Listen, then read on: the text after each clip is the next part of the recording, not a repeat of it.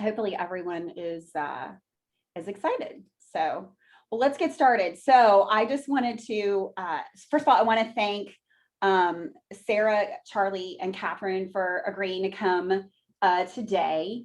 We are going to have a really good discussion about what does it take to make the job transition to new energy. And if you attended the previous session, you probably heard from different hiring managers.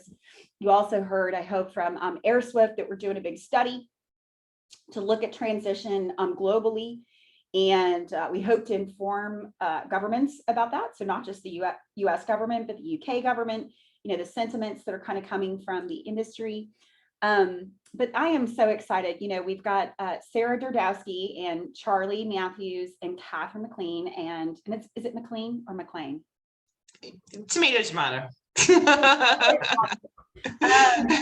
What I'm excited about too is that each of them kind of come from a different perspective. So I will tell you this, Charli is a branding pro, okay? When it comes to how do I position myself, how do I position my company, how do I position anything?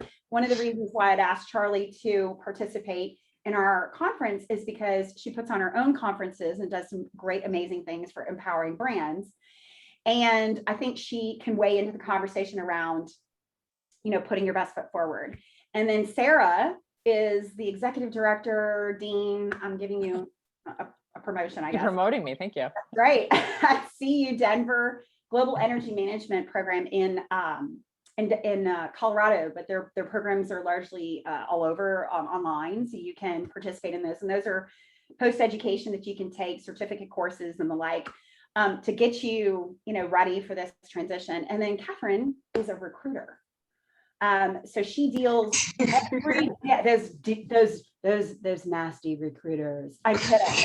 She is actually in an exciting place. She had her own firm many years ago and now has another firm. And she is going to talk to you about what she hears and sees on the street around, the transition. She's placed individuals from oil and gas. And I'm here to tell you that this transition is going to be 40, 50 years. It's going to take us some time. And we want to keep the energy industry, intact, right? We want to try and keep the talent warm and keep people motivated. And I know that we have some impatience because I would be impatient too, especially if you're looking for work, but we want this to be an open conversation. So I'm going to throw it to Sarah and Catherine and Charli. I'm going to sit here in the wings and comment in as you guys comment, and let's get this party started. Awesome. Well, thank you, Katie. I am excited to be here. And I love that, you put me in the category of branding. So I have to give a quick shout out to my team who helps with all of our branding and suggestions. And so, talking about this and so much that we've heard this week as far as, what are the jobs going to look like? What are we looking for? What do we need to be? And what does it need to look like on a resume, I guess? So I'm excited to hear from Sarah and Catherine too, to figure out, okay, how can I help people better position themselves?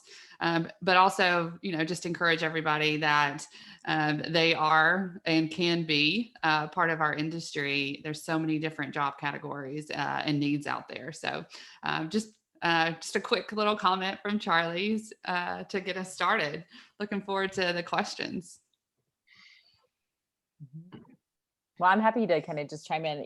Katie mentioned on the educational front. And so one of the best parts about my job is I get to see where people started and where they went. And so energy being such a small community in general, I've been able to see folks who have come through the program or master's level or some of our data certificates or things like that. And since we're hybrid online, they can do this really and work full time wherever they are. And so lots of folks think about education because they are retooling, they are looking to beef up one portion of their skill set or the other, and I get to see where they go. And so much like Katie, how they're doing a survey to kind of see where folks are making that transition, that's exactly where we are, because I've seen so much anecdotally. I had 500 plus alumni from just my master's, and seeing that I have literally folks with just conversations, I've started to see this huge trend of folks making that shift.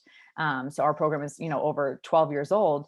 our average age is 34. So this is like the prime demographic, and probably where many of you are right now, who are making that transition and making that shift. And I want to tell their stories so that that can help somebody else do that. But then also those folks are hiring now, and they understand the values that people maybe in the oil and gas side or more supplier side bring to the table for kind of this decarbonized workforce, and how they can really provide value. So I have some stories I can share with you all, but love to really hear your questions on where you're struggling, where you feel like you could use some input from us. Again, I come from the education side, so I always try to help and beef up retooling and really try to make education applicable.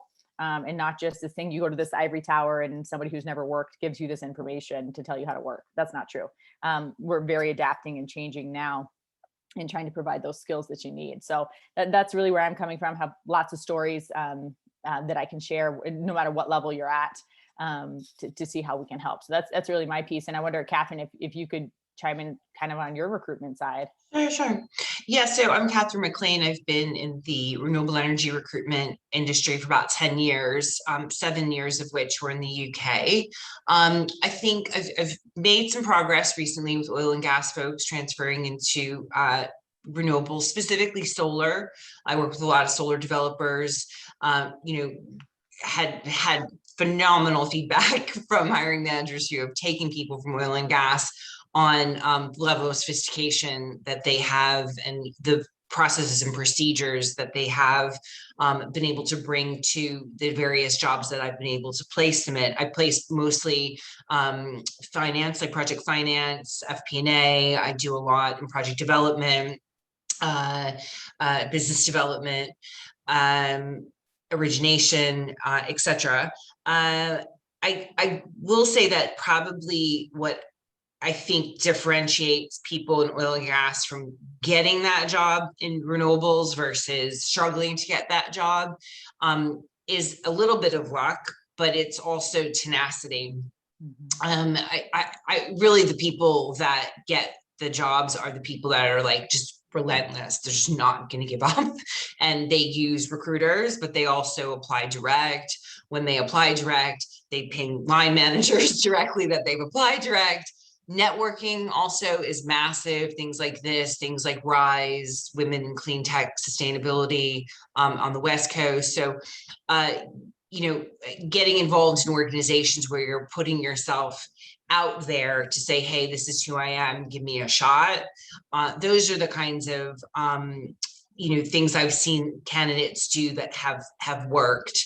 I think from my point of view, the way I've been able to get candidates from oil and gas into the industry is a hiring manager that is determined to do it, and I have their ear, but also transferable skills, like just in my little world, are things like modeling. So like financial modeling is huge. And there's a lot of, if you're from a commodity background, you have financial modeling experience, there's a lot of a good argument that is very transferable to the clean tech sector. So, yeah. So I've lots of stories as well, if anybody wants to ask a question. Catherine, I did just want to kind of bring up, you brought up network, and that's one of the pieces that I talk to our student and group so much about. And it's not networking with people I mean, that's great. It's not joining the petroleum club that's in your town. It's not joining Pipeliners Association that's in your group. It's about, broadening that net and broadening that scope, right? Because one, you don't know what jobs and titles are out there sometimes because it's not even in your space, right? So unless you're talking to folks who know what those are and you're like, oh, I could do that, or that's in my skill set, you don't even know that exists. So it's joining some of those groups you mentioned, whether you're in women's organizations like We Rise, that's great. But it's also, we were just talking about the solar conferences going on. There's lots of these smaller conferences locally for you. But then there's also these national organizations. Get out there and get in there and be the new guy or gal. Because if you don't know, the best thing to do is you can ask any question you want. You can ask the dumb questions. Yeah.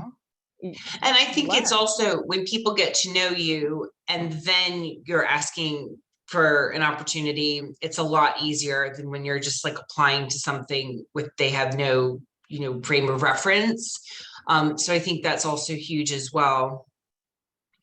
Yeah, it's asking those questions. And again, you get the opportunity to not know anything and get to know people. It's a great entry into building a pipeline of folks, within a company that you've identified that you want to be a part of, right? You're not asking them for a job at that point. You want to hear about their experience, how they did it, and then if you find someone who has transitioned, that's even better, right? Yeah. Because then they understand. So it's how you're building that network, and again, just using the opportunity for not knowing about that industry as your opportunity to get to know it. No, everybody likes to talk about themselves and what they did and how they got Yep. there. You're not asking for a job every time you talk to somebody, but you're Yeah. building out that set. So Yeah, no, absolutely. I think also, there's some tricks that you can do on LinkedIn to find people that have made the transition. It seems like it was such a funny terminology, but if you did something on LinkedIn, like a simple Boolean search, so petroleum and oil and gas and solar and renewables and sustainability and clean energy, you're going to wind up getting a bunch of people that have both experience. And obviously, it's more likely that they're going to have the oil and gas prior to the renewables, not always maybe, but and then you're going to wind up with a bunch of people that have been through what you're trying to go through that may be a more sort of targeted audience for you to try and engage with. Awesome. And I think Andrea is coming on to ask us a direct question. Awesome. Hello. Introduce yourself. Yes, good morning, everyone. My name is Andrea Bautista. A long time in the oil and gas industry and now doing different things. But basically, we know, my question is, we have different women that left the workforce in the past year, and the numbers are really quite scary. And aside from that, many of those women are starting their own businesses. And in my particular experience here in Texas, starting a business is a really good thing to do. And we have so much support, and it's so much like, come here, have your own business, do it because it's really good for you. So this is very attractive. So how do you think companies are going to attract all these women back to work once everything stabilizes? And how do you think they're going to be like, okay, we can be more flexible, we can have, because most of the women have all this work outside work, like the real job. So it's really challenging. And right now I have most of my friends are like, I don't know what to do in terms of work-life balance and why not. So different points, but just food for thought. Thank you. Yeah, I'd love to jump on that one. So as an entrepreneur, I know that it is hard work and it doesn't stop. So to really make sure that you're creating a company that you believe in and that you can, give 100% to, and you can create it as a company that does have flexibility in it. I mean, I love being able to not schedule something right in the middle of my daughter coming home from school, right? I have that ability to do that. And shift things around as an entrepreneur, but look for something, that you are passionate about, which this is what I wanted to talk about just as I've been listening. The energy industry is so important that, you can look at any of these sustainable practices, renewables, however you want to say it, and just know that you are running our world, that this is important, that these jobs, no matter what job category it is helping us sustain our world. So whether you're, a person on an oil rig before and you're moving in, you're still taking care of, and you can say it's a job that you can be proud of moving forward. So thinking about that, and just as an entrepreneur in general, as a woman, what is that going to look like? I'm nervous with you of what we're going to be able to do to bring women back when they have taken on so many roles outside of our industry. And so we want to hear from you. What is those struggles? What can we do? And I'm also really excited to hear about Houston. And this week we talked about it, and I'm going to get the name wrong, but it was Green Labs or something like that. And maybe you can help me out back there. Katie, where they're bringing in, and it's basically an incubator for these new companies and startups. So there is a lot of resources about building communities and bringing people together. And I think that that's where we have to do that to help these entrepreneurs. It's Greentown Labs. Yes, thank you. No worries. But the thing I would say about bringing women back into the workforce, and I've had some real frustrations with this because I've had some really good candidates leave the workforce that I've tried my hardest to lure back, and they've wanted to come back and have had pressure from their family not to come back, which just infuriates me. But what I think is going to be key is the flexibility piece that Andrea was talking about. But I think it's not just talking about the flexibility piece, because what I'm starting to notice, we've gone from remote, which happened super quick, and everybody was like jarred. And I think I'm seeing this tendency from companies to be like, we're back in June, we're back in July. And I'm like, no, we got to like gradually do this. And I think that I personally don't think remote is here to stay, but I do hope that flexibility is here to stay. And I don't think that we're going to go back to a 5-day in the office work week, but I do think we're going to go back to a 3-day in the office work week for the most part. And so I think even just having that flexibility of like a mom not having to go in on a Monday or a Friday, or Monday and a Friday, I do think will help. But I think we have to be, we have to demand it, because it's easier for these companies to say, yeah, everybody's back. It never had, COVID's over. You know what I mean? So we have to make sure our voices are being heard that no, not everyone is back. We want remote, but we'll take flexible. Yeah. And Catherine, I'm so glad you brought that up from a recruiter side. You're seeing that because yes, we have power in numbers too, but you're bringing in those solid candidates for folks. So you have that additional voice to that executive leadership and things like that. It's so key. I mean, it's really sad for me. We had a leaky pipeline or lost power in the lines, however you want to say it, before, kind of with women in the workforce. And now, work so hard to get this momentum, to have it just be kind of sapped out within, 6 months. It is really sad and scary for a lot of people. And I think we all can relate to this. I had a kiddo during this whole pandemic and stuff as well. You're already worried about showing your performance and value beforehand, much less in this remote space and stuff. And so you feel pressure to be on at 9 p.m. at night or whatever, and all these things. And that's just truly unfair. And I think, we talked a little bit about this yesterday. Companies have an opportunity, and I think are starting to do this. A spotlight was shined on this, right? And so having advocates, Catherine, like, you as a recruiter there, standing up and saying these things, having these solid candidates, companies now really wanting that diverse workforce. Well, if you want it, you've got to do these things. And so that pressure in order to get that, so that they can, whether or not they truly feel that value culturally or not, if you want to look like that, then you've got to make some concessions, and we should use that to our advantage. So as applicants and things like that, you should use that to your advantage and talk about and really find out what flexibility means to you. For me, it's not working at 9 p.m. at night. I don't want that. That is undoable for me. But if it's, hey, I can come in 2-3 days a week, show you my value, provide you what's going on, and let me work on projects the rest of the time. If you are a culture that shows that it's all about getting it done, perfect. We are gonna go well. And then I think there's gonna be more power in the actual employee to be able to demand that, because they're really wanting that. So I could get on my soapbox talking about returnships and all that kind of stuff, but I know we have lots of questions and things like that. So. I think Gabriella, if you want to jump in. Sure. Hi, everyone. So I have a quick question. I currently work in oil and gas in an R&D based lab, and I've been doing the Master's of Science in Energy program at Texas A&M, and renewables have really interested me through the program. So I'm curious, as someone who's more lab-based, what kind of jobs could I find in the renewable sector that would be able for me to have a smooth transition and be able to contribute to the renewable sector? Well, I'm happy to take the first piece of it, because it's a great program. Excited for you to be working through it, and so glad you did that to get that exposure, right? Because you might not have ever known unless your classmates or faculty weren't able to expose you to that. So I'm just thrilled that you're doing that. I would say yes, there is opportunity for you to make those transition. I don't have a silver bullet to tell you exactly what it is, but there are plenty. For example, I'm in Denver, NREL's right here. And let me tell you, they hire a ton of folks with your background and experience, because the one thing that you have this scientific mind where you are literally doing physical science.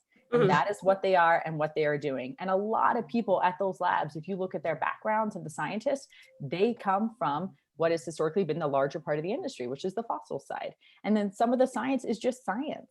That's Yeah. all it is. It's just science. They're not gonna have any bias towards you. They're just gonna look at the types of experiments you've done, where you've helped out, and then your education background. So for me, I would just encourage you to, NREL has here specifically, because I know that has lots of opportunity to engage on internships. I could send you a ton of them if you want. Yeah. We have like summer interns, they're posting for those right now. Opportunity there, depending on what your specialty is and things like that. There's absolutely opportunity at like Sandia, Oak Ridge, things like that. It just depends. There's lots of ways to get in the door, and even just do a project with them. If you Yeah. can't get an internship, since you're in school right now, maybe have that time, you can literally give you a contact. You can call her up. She works with Jisea. They have their big conference right now. And you can say, I want to do a project with you, and get that experience that way and get your foot in the door to get to know some of those scientists. It's a great community. So, I mean, I think you have a lot of opportunity to be able to do this very smoothly and very easily. And so just encourage you to start some of that outreach, and I'd be happy to help on that. Awesome. Yeah, I'll add water as well.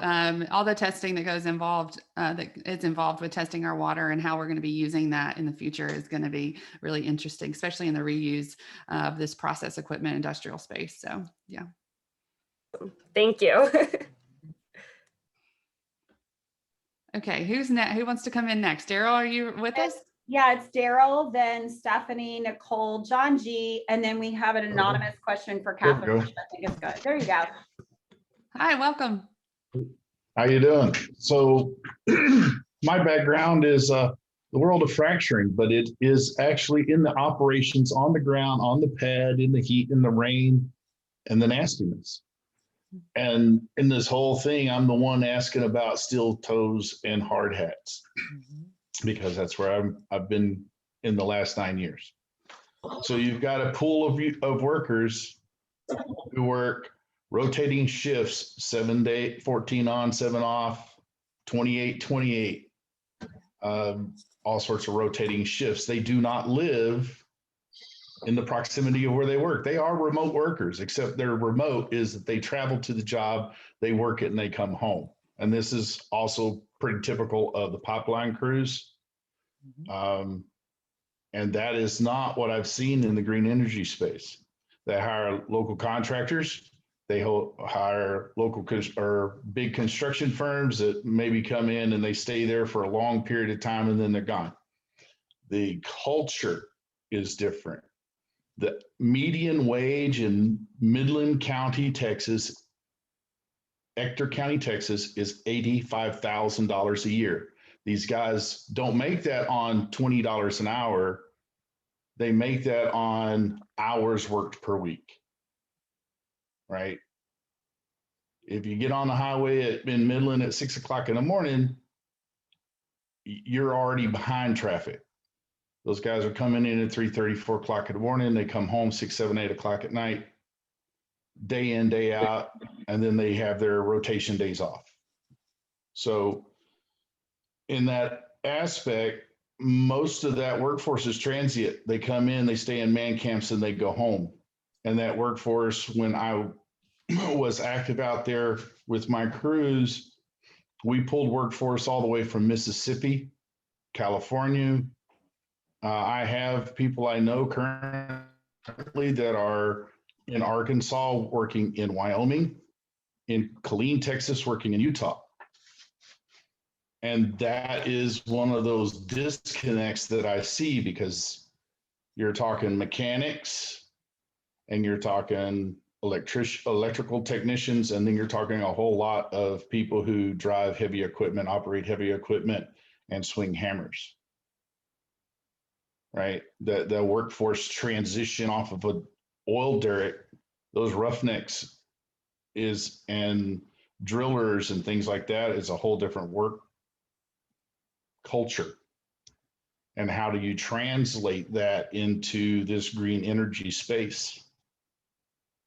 And what upskills and reskills are they going to need?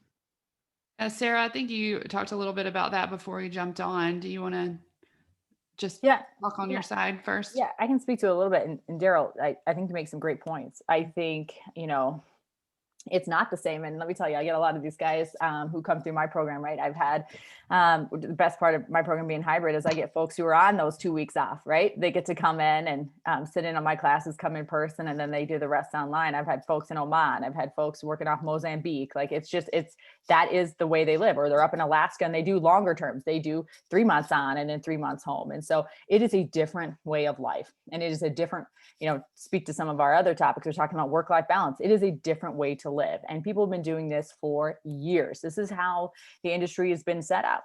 And it is a major life change and adaptation to get out of that and to know that some of those jobs, there's fewer and far between. Some of them will still be there. But currently the way that I've seen, at least on kind of decarbonized roles. So if you're looking in the utility sector, if you're looking in the renewable sector, if you're looking in those, it's set up differently. It is set up differently. There's a lot of contract work. But I will say one of the things that's truly important that I've seen and ways that I'm trying to work hard to partner really with some of our even community colleges, those trades workers, if you're a welder, you have a job for life. If you have an electrician background, you have a job for life, and there are not enough people. And you want to talk about a good wage and salary, their average salaries are $85,000 out the door.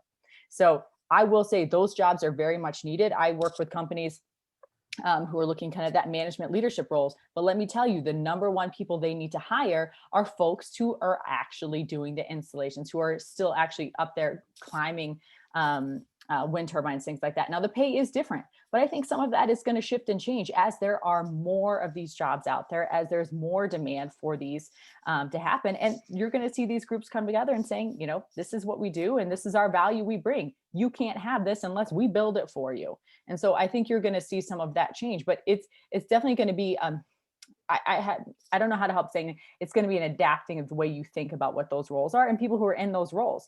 And that's going to be a challenge. But one of the things that I've seen positively is I've seen some of these guys come off of those roles and move into these management roles. And that's what I do is I help them saying like, you've been doing this work, this inside and out, you need to come up and step up and help to manage these folks who have that mentality because you know how they're thinking. And so you need to kind of be a part of that change and help them kind of shift into it. I do have a question for you, Daryl. Is it more that you're concerned about the wage is going to be different, or is it just that complete, just different way of life and adjusting people to maybe working more locally, working, on projects that are longer, but not having to travel, even if you had the same salary? Which one is the bigger concern?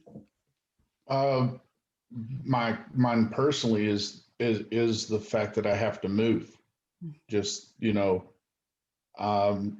lot of the guys live in small rural areas because that's the lifestyle they like. They don't want to live in Houston, right? They don't want to live in Dallas. They don't want to live here or there. But then when you start looking into where the wind farms are, because I have fractured oil wells right under that windmill, right? I have pictures of the old derrick under the fan. And you're talking about living in Colorado City, Texas. So maybe one of the ways is to make sure that we include this, right? Like when we're looking at these jobs or defining these jobs, what does it look like as far as, adding in travel to these places? I don't know. That's something for just, I don't write the job descriptions here on the renewables, but something to think about as we move forward is, where are you going to get the talent? And maybe you're going to have to pay people to travel. I don't know. Well, Katie, Charli, I was just going to say article. I know I'm not supposed to be participating here, but I have to because I really believe in everybody needs to be a part of this. And I get the whole if you're not in the city, because I used to work in the field. Thanks to Shell, they put me on assignments in different weird places that I'd never been. Right, I've always been a city slicker. It is my commitment, at least to the extent that we can in the US. I know the UK has a massive energy transition, jobs transition initiative going on for oil workers. But it is my commitment to make sure that this gets in front of the US federal government, because they need to understand that what we've created or Energy 1.0 and the job, the makeup, right, doesn't equal what we're, trying to do. And so what can we do to make sure that everyone is included? And I know the Biden administration has said a lot about, women and people of color, and we absolutely need them a part of this discussion, but we cannot let our amazing workforce, right, that has powered this world for the last 100 and something years, right, go behind. The coal workers, I testified before Congress, and I had a congressman yell at me, the coal industry was left behind. It wasn't done very well. I mean, everybody recognized that, and they all live in West Virginia, right? So we need to take these comments and we need to make sure that your voices are heard. The good news is that there are mechanisms for that today. It's called social media. It's called these communities we created. So I'm glad, because you've been a very active participant in this conversation the last 2 days, and it has opened my eyes to a lot of the, what do we mean by all forms of energy and all people? Because everybody needs to be a part of this, and there's gonna be plenty of opportunity. We just have to make sure that we communicate the challenges. And AirSwift is gonna do that survey. So I would encourage everybody, we're gonna blanket this survey far and wide. And this is a call to all of you. Please, please get your friends to use their voice to inform the government. Now on Monday, there's gonna be a session, and I put that in the chat so people can get, so people can read. And I understand that there's gonna be unionized labor, and there's gonna be all kinds of talks about how to organize all of this. And it may not look like what we have today, but we absolutely need to make sure that we put our voice out there. I think the key thing with you, Daryl, is that we're not screaming, right? And we're not anti-right green. We're looking at solutions, and folks like yourself can absolutely help bring some of your colleagues along in this conversation, because I know there's a lot of tension right now about this topic. Climate change isn't a reality. We hear that. We hear all kinds of, it's not going to go away. The price will go through the roof. We're always going to need oil to some degree, but it is definitely going to decline. And so it's important that we have folks like yourself. And I just wanted to pontificate. Yeah, because, if they don't know, Daryl, they've never been out on a site. They don't know about moving and travel and what it looks like to be there. And, just the dirty, parts of the job that we appreciate. And then we also want to make better. So we have to just tell them, like, yeah, I want to live in the country, and I want to suit up for work, and then I want to go home and be with my family. And they need to know that, and they need to hear it. So I am so thankful that you said that. And I know Sarah wanted to say something, so I'll pitch it back to her. Oh no, I was just going to say it matters what you guys are doing and being out there and bringing this up. And this is a hard topic to discuss. And the one thing that I always say that Katie says is we need everybody and more to make this transition happen. Like, we can't afford to lose you guys. And that's the thing that I think people are starting to get on board with, hearing the Biden administration, hearing the UN goals, World Energy Forum saying, like, we've got to bring everybody along. It's because we literally cannot do it or have enough workforce. We can't, oil and gas was bad enough about stealing people to people, right? We can't, even if we steal all the people, we still don't have the folks that we need. So it's being able to position them and getting them in the roles that make sense for them. And last thing I was going to say, I think Katie can throw up the link to New York Times had an article that really talked about where renewable jobs are, even in the US, versus where oil and gas jobs are geographically located. They overlap. And that piece is really important for you, Daryl, when you talk to your guys to say, like, you want to live in the country, there is possibilities for that, but look and see what those opportunities look like for you, because they might be different and they might not be what you want to make adapt to, but what's your priority and choices right now? Do you want to kind of maintain that lifestyle and things like that? And so is there a shift you can make that way?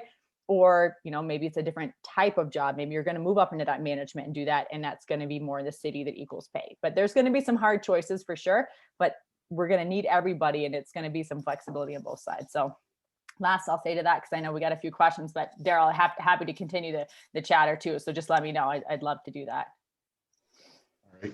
Thank you. Awesome. Stephanie. Hey, everybody. Thanks for the opportunity. Appreciate the discussion. My question is about if someone's looking to sort of expand their education and maybe add some credentials, whether they're a formal degree or maybe even more importantly, or I guess for my own question, if it's less than a formal degree, something shorter, quicker, what kind of elements should they look for in a program like that? Like what makes a good program to help someone make the transition to? Well, I can answer briefly, but Catherine, I'd love to hear from the recruiter side what you look for as well. That'll help educate me too, just to make sure. I mean, it really depends on the job. So if you're talking about like project management, like a PMP or something, if you're talking about modeling, then doing like a CFA, if you're talking about accounting, doing a CPA. I mean, it really depends on the job. Is there a job in particular that you had a question about? No, I mean, no, I was just thinking like regardless of the topic, like the CPA and those are very formalized degrees, but if you're looking for something less formal, is that even something that helps people get jobs, like micro credentials or something? Is that something that helps people get jobs, and what's a good micro credential program, for example? Yeah, I mean, it's a broad question. It really depends on the job, but I mean, I guess when I think of a micro credential, I think of something that you can do in your spare time. So again, just going back to like what I said, maybe I've seen a lot of people do PMPs for that project management. There's a lot of project management, oil and gas professionals that want to do project management and renewables. So that's one. But I think anything that you do that shows that you're committed to going into this space is a positive. But quite honestly, nothing is better than experience. So my advice would be, rather than doing a credential, unless you're 100% certain that credential is relevant to the job you're trying to get, is volunteer your services for free. Because I think that experience will beat any credential. And what you'll find a lot of times is when companies then take you on. So a good example, I took somebody from Houston, oil and gas, and I put him in New York at an investment bank of all places. And he was had some excellent, like he's an analyst, right? And like project finance analyst, had some really good modeling experience for oil and gas.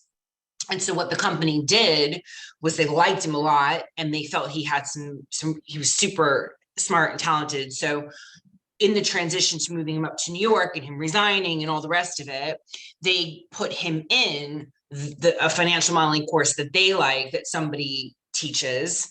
And he did that while he was on his notice period on his own time. They paid for it and he did it on his own time. It was like a nice compromise. So when he started, he hit the ground. He hit the ground a lot faster than he would have. I don't know if that answers your question, but. And I think there are lots of micro credentialing out there. I think there's some in the chat, we offer some and stuff as well.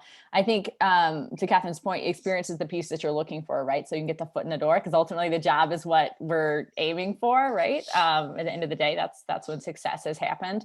And so I would say, I think there are good educational pieces, and, obviously I work in education, so full disclosure here.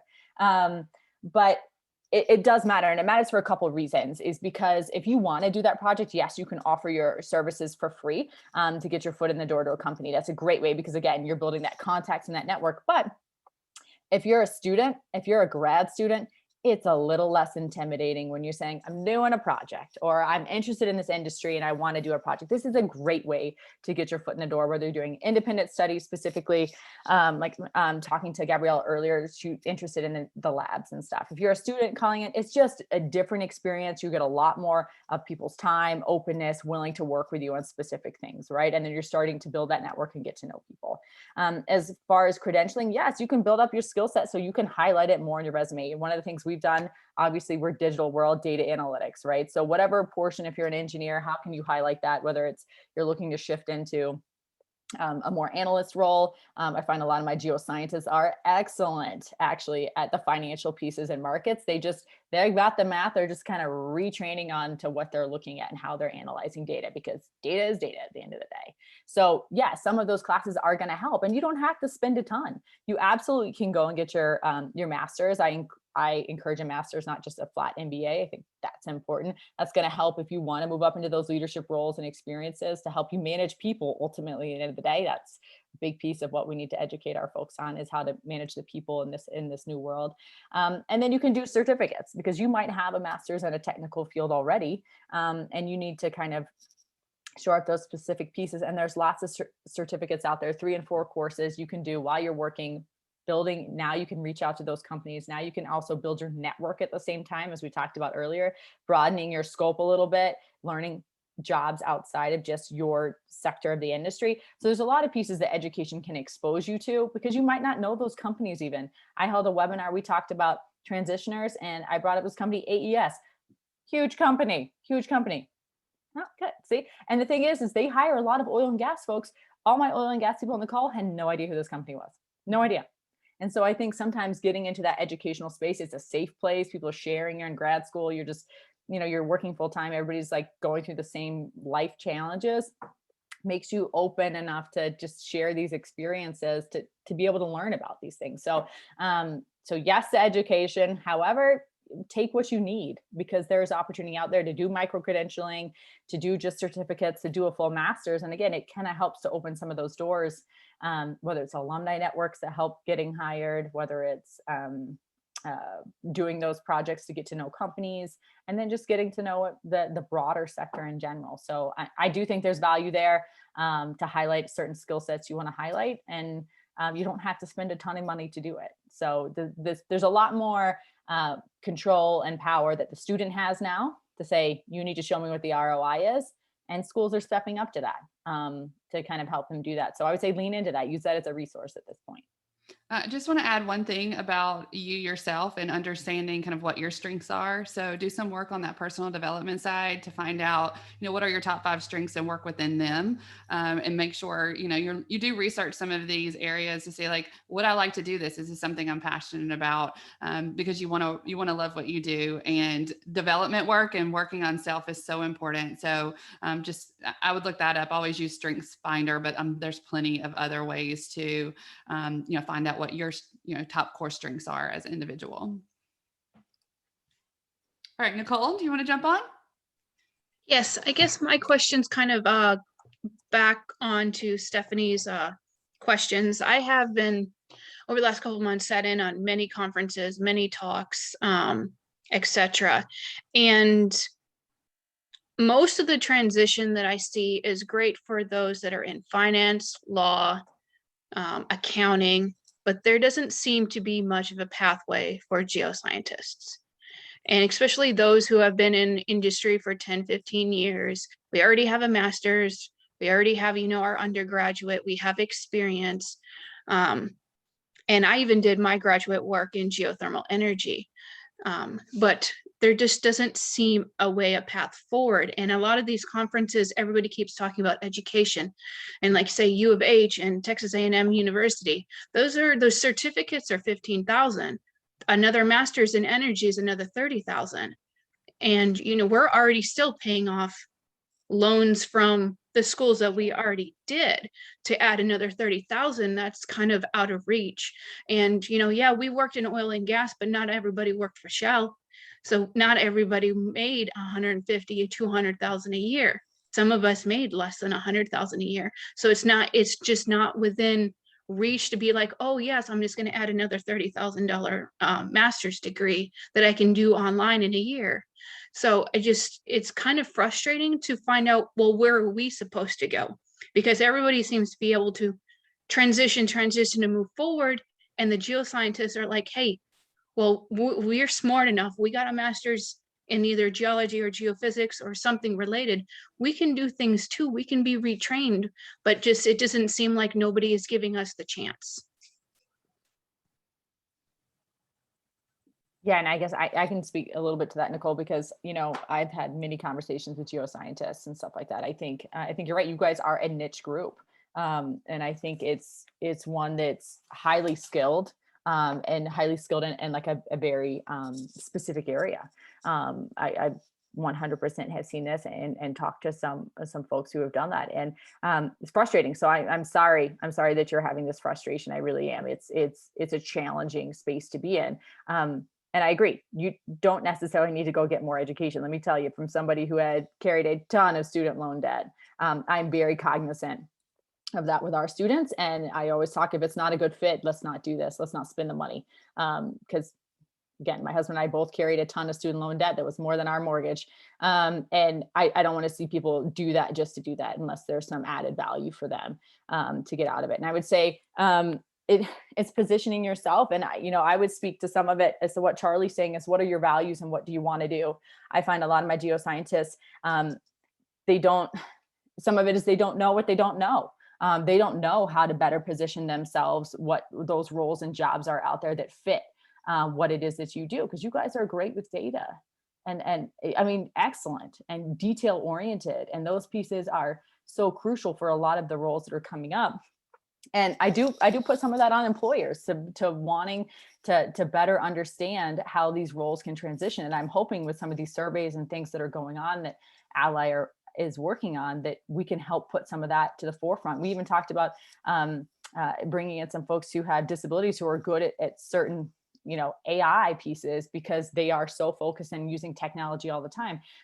Giving those folks an opportunity or moving them to the top of the stack for consideration is really key. And so, Charli, I wonder if you can speak to some of that personal value stuff that might help identifying that I know you guys have, Nicole, in the geoscience space, or maybe Catherine too, when you're looking at resumes. I know you've seen probably geoscientist resumes before, or Yeah, I was just thinking of how this relates to the environment and the environmental scientists and how those jobs are similar. I don't know that. I would have to research that a little bit, but we've talked so much about, this week really about what's to come, the things that we need to study. I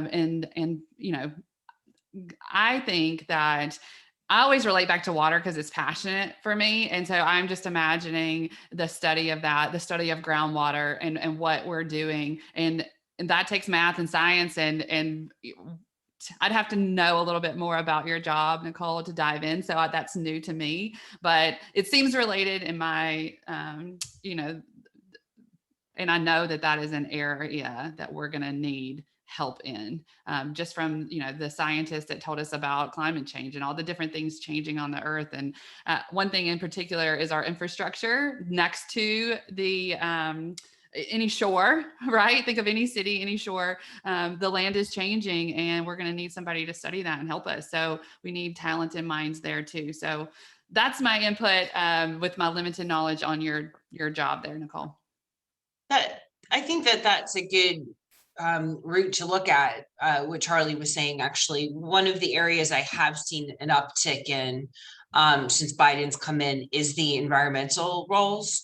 So a lot of the solar developers, wind developers I deal with don't actually have a ton of environmental folks. And when I say environmental, like people who are looking at land acquisition, people who are looking at, we learned a lot about bats and aviary and like all these things that need to happen in order for like a solar farm to go up or a wind farm to go up. So I'm starting to notice an uptick in environmental roles. So that seems to me to be the most transferable from your experience. So companies like, I'm thinking Tetra Tech is like a big environmental consultancy that could be worth looking at, those sorts of organizations. Yeah, and I think it's two-part, Nicole. You bring up, companies needing to broaden their scope a little bit too as they look to hire, and then also our geoscientists broadening their scope too as to what it means, because the roles aren't going to be exactly the same for sure. They absolutely. Yeah. Tetra Tech's a good point, Catherine. It's a great organization and company that could also help you develop additional skills as you were to work on specific projects and things like that with them. So I think it's worth a reach out to companies like that to try and see, Nicole, because it's a good point, and it's going to take efforts on both sides. I think both employers looking to broaden their scope of bringing folks on who have these, advanced degrees and skill sets, and then also folks within that community saying like, how can I fit into those roles, and doing some research to figure out what those roles are, because they don't have the same names anymore. They don't have the same descriptions. They are just very different in the space. So I don't know how helpful that was, Nicole, but hopefully it was useful in some ways. And I know we've got some stuff in the chat too, that I think people were throwing out some resources and stuff for you as well. Okay. The Great, job thank title, you. the job title I'm thinking of, it just popped into my head that I was working on, is called an environmental permitting manager. And the hiring manager was very explicit. Of course, he was open to looking at people from oil and gas. In the end, he went from somebody with a competitor in solar. But I think what you're gonna see is their hand is going to be forced. I think now they're still able to take somebody who's doing the role from a competitor. I think those days are numbered. I think there's not a lot of environmental permitting managers around there for as many jobs that's going to come, because if you just think about it like super logically, more projects, more environmental permitting managers. There are only so many, right? You know what I mean? It's like supply and demand. So just using that as like, not saying that's like the perfect job for you, but it did pop to my head actually that he did say that he was open to looking at people not from renewables, because there are only so many people that do that today. All right. I don't know how much time we have, but we have John. Okay, so we have about 8 minutes, but I wanted to do 2 things. First of all, we have like an hour at 11 Central on the Remo platform. If you haven't joined us for networking, we're gonna move there and this conversation can absolutely continue. And then at 12, we have a career fair. And we've got a bunch of jobs posted. And again, I don't know, Catherine, if you're going to be able to be around, but you're welcome to come, and Sarah and Charlie, and we'll make sure we try to spread folks out so they can kind of meet. But one of the things that I want to make sure we get to, because we're having some technical issues, is so there was an anonymous question about this, and I think this is important. It's hard to understand who the stable players are in the clean energy space.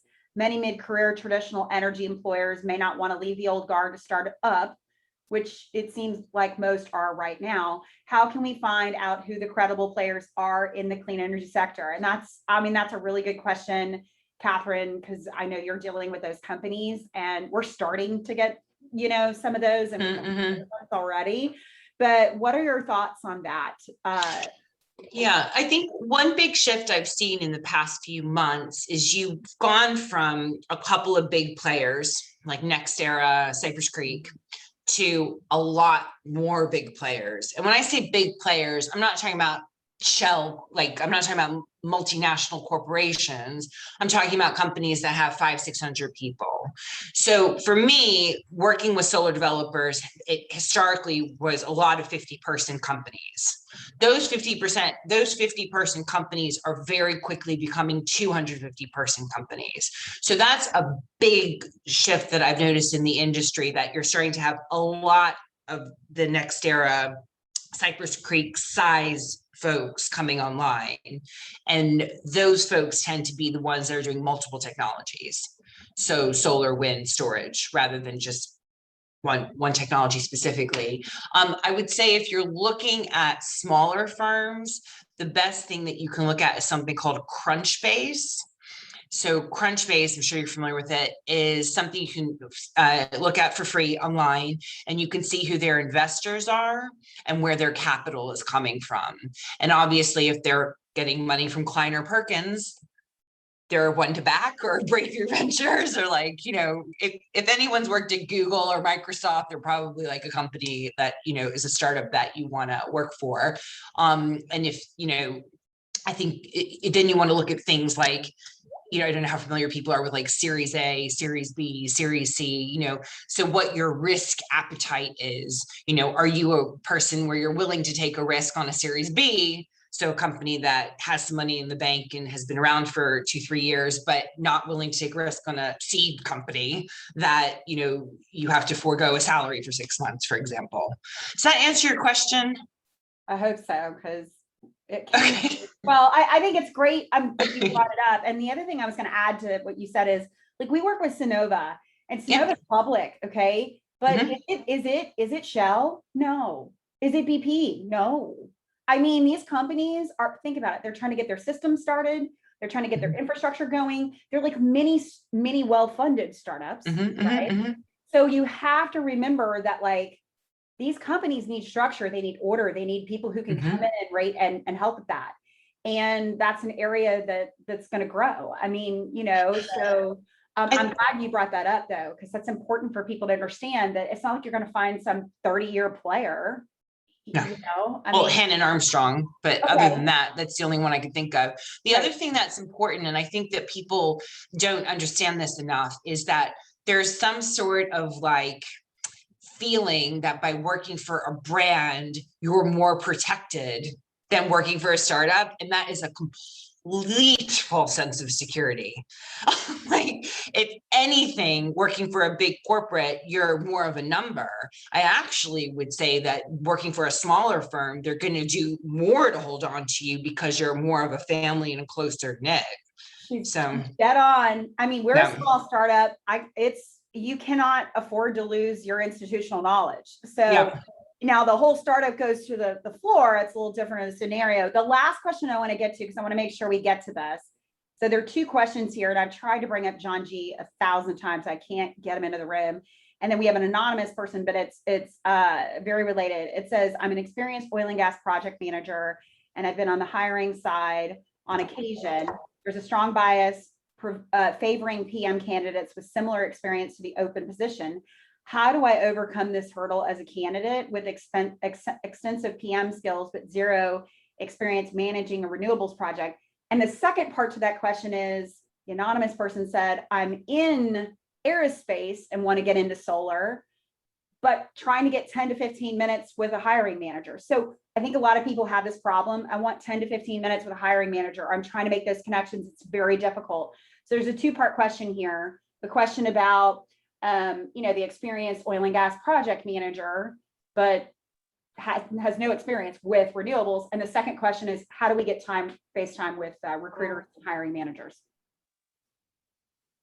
I'll take the second one. So how you get FaceTime with hiring managers is, I think that there's an issue. I get pinged a lot. Like, do you have 10 minutes? Do you have 10 minutes? Do you have 10 minutes? Do you have 10 minutes? I do have 10 minutes, but I only have so many 10 minutes in my day, unfortunately. I think that people are looking at it the wrong way. They're looking at it as, can this person help me, rather than can I help this person? So, hey, Mr. or Mrs. Company, I really like what you're doing because of X, Y, Z. I would like to talk about how I could help you with what you're doing for free. Let me tell you, when you offer your services and your experience in exchange for their knowledge for free, people actually feel super, and I've had this happen a few times, people feel super uncomfortable to take people's services and time for free, but it does pique their interest. Like, okay, well, I'll have a chat to you. And a lot of times you will get a foot in the door and get some sort of paid, maybe internship opportunity or volunteer project opportunity, because you've just differentiated yourself and stopped asking for something and gave something first. Yeah. And Catherine, I think that's a great point. I get a lot of that too. How do I meet with people, or how do I get time with people? I think the other thing people need to really realize, and I love my customers who are on the phone because you've been wonderful. It is so hard to get anybody's attention right now. Mm-hmm. Period. This is the pandemic. People are stressed. They're working extra. They're not reading their emails. Let's face it. We're not even reading our emails as we should. We're working too hard. And so it's very distracting. I think once things kind of start to settle in again, whatever the new norm is going to be, it's going to be easier, and people are going to want to connect in person. Yeah. Right. So it gets back to, somebody said tenacity earlier, right? And then on the PM question, Sarah, do you have anything to add to that? I mean, I have my PMP. I haven't kept up with it. But do you have any thoughts on that one? I mean, that's another one of those, you really need somebody to take a chance. Well, yes and no. I think it speaks to exactly what Catherine said is, it's like, we're not always asking for something, right? So you got this PMP cert, people know what your skill set is, right? It is very clear when you have that. And let me tell you, go check out whoever this is, Amp Energy right now. They are hiring, and the biggest thing they want is they want PMP experience. Let me tell you, there are a lot of oil and gas guys who have gone over there because they understand the diligence that those people work with and understand the complexity of the projects that they're working on. So go check them out just in general. But I would say it's doing what Catherine said. It's not just going in and always asking for something. It's building those connections. Hey, I got a PMP. I'm interested. I have oil and gas background. I know you do this. I just want to talk to you about how you did it. Not I want a job. And then, start those conversations and start to build that network out that knows you have a PMP, knows you're interested, be the new guy and ask the questions or gal, and go in there and start to learn and understand and create this group that knows not only one, that PMPs are out there in oil and gas, but one that you're out there and you're available and you want to make this transition, or you're what I call it energy curious, right? So get out there and learn the other pieces of it, and truly be that energy professional and not an oil and gas PMP. That is not what you are. And if that's on your resume, it needs to come off. That is not how you need to be identifying yourself. And Charli can probably speak to that on your personal branding. That is not what we are anymore. We are energy professionals who have long-term energy careers that are going to kind of move the gamut of what energy looks like, whether it's energy tech. You were a baker.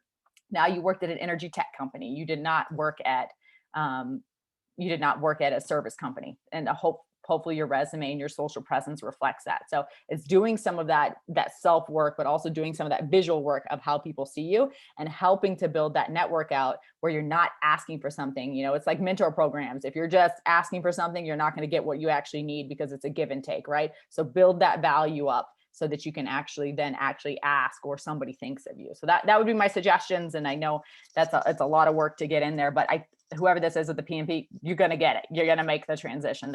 You're an ideal candidate. Yeah, I love the word curious. Just a last comment.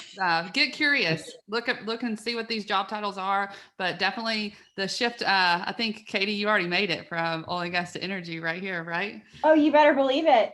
We were Pink Petro, now we're Ally. But we were doing it for a really long time. We didn't have time to stop and do it. So look, 2 minutes over. We've shot the link several times. Come to the 11 o'clock. If you're not coming to the career fair or you're not signed up, we can get you the link in the other session. Come talk. This has been wonderful. This was intended to be a kind of a riff session after what we heard, or, hopefully you feel like you've been included, and we've tried to get through a lot of these. I know we could do a lot of these. So please, when we ask for feedback, let us know how we can improve this experience. We know that we're probably going to be working from home a little bit longer, and we should be doing more of these kinds of things. So let us know, connect with all the panelists. I know, Catherine, I'm sure your LinkedIn is blowing up at present. I'm just click yet, but and I listed some resources too. Workrise.com. That used to be RigUp. They raised $500 million to put together this contingent workforce, transient workforce solution. So go check that out. Cleanenergysocial.com is another one. And then obviously allienergy.com/careers. We're going to continue to grow our job pool on the site. And we can't wait to see you guys at the break. So we'll see you at the break. see you. All right. Bye, guys.